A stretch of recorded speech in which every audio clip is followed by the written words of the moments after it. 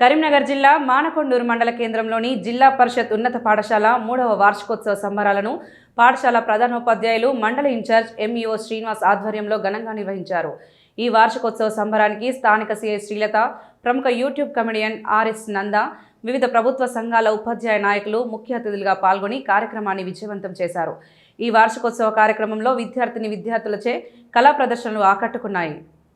నాకు ఈ అవకాశం ఇచ్చినటువంటి శ్రీనివాస్ సార్కి ప్రత్యేకంగా కృతజ్ఞతలు తెలియజేస్తూ, అదేవిధంగా ఉపాధ్యాయ బృందానికి, మిగతా ఈ మండల్ జిల్లా బాధ్యులైనటువంటి ఉపాధ్యాయ మిత్రులందరికీ కూడా పేరు పేరున కృతజ్ఞతలు తెలియజేస్తూ, పాత్రికేయ మిత్రులకు కూడా మరొకసారి కృతజ్ఞతలు తెలియజేస్తూ సెలవు తీసుకుంటున్నాం. మీరు ఎప్పుడు కూడా ఆనందంగా ఆరోగ్యంగా ఉండాలని, మీ ఆనందాన్ని మీ ఆరోగ్యాన్ని ఎల్లవేళలా కోరుకునే మీ ఆర్ఎస్ నంద. జనానందమే సదానందం. Thank you very much.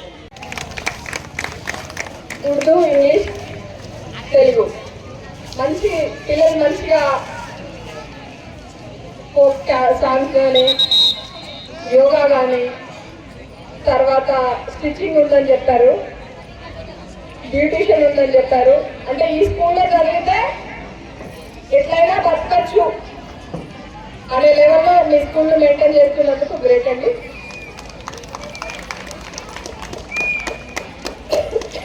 నేను ఎప్పుడూ చెప్తాను, సమస్య వచ్చినప్పుడు మీకు గుర్తు రావాల్సిన నెంబర్ ఏంటి? మనకు ప్రాబ్లం వచ్చినప్పుడు గుర్తు రావాల్సిన నెంబర్ ఏంటి? 100. ఎందుకు అంటే దిశ కేసులో చూసుకున్నట్టయితే మేడంకి టైంకి 100 గుర్తొస్తే బాగుండేది. వాళ్ళ అక్క, వాళ్ళ సిస్టర్ వాళ్ళకి ఫోన్ చేసి మాట్లాడింది. ఆ రోజు 100 వాళ్ళకి ఎందుకు గుర్తు రాలేదు అని అంటే అందరు అదే క్వశ్చన్ చేశారు.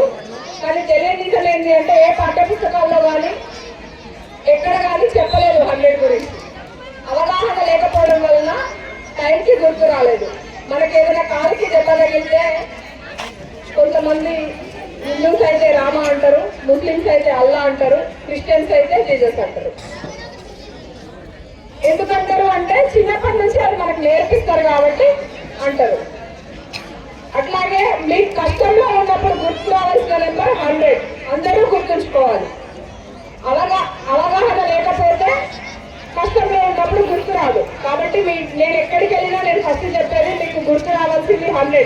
అమ్మ ఇంట్లో ఉంటుంది, టీచర్ స్కూల్లో ఉంటారు, పోలీస్ బయట ఉంటారు. కాబట్టి మీకు ఏదైనా ప్రాబ్లం వస్తే మేము ఇమీడియట్గా మేము హెల్ప్ చేస్తాం. అట్లాగే స్కూల్ పిల్లలందరికీ